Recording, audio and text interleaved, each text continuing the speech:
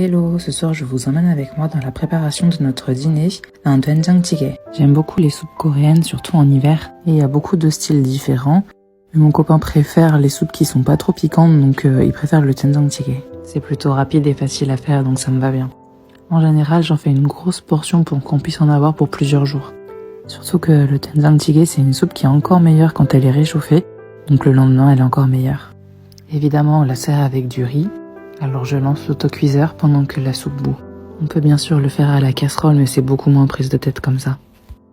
Le doenjang, pour ceux qui connaissent pas, c'est une sorte de pâte comme le miso, qui est un peu plus fort que le miso japonais.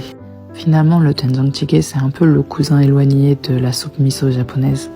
En Corée, il y a aussi le doenjangguk, qui ressemble un peu plus à la soupe miso japonaise. Il y a un peu moins d'ingrédients dedans et le bouillon il est un petit peu moins fort.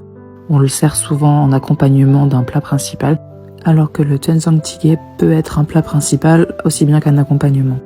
À la maison, pour accompagner le doenjang jjigae, on fait souvent des œufs au plat et on sert en toute simplicité avec un bol de riz et du kimchi. Si on a d'autres banchan au frigo, évidemment, on les sort également. Bon app!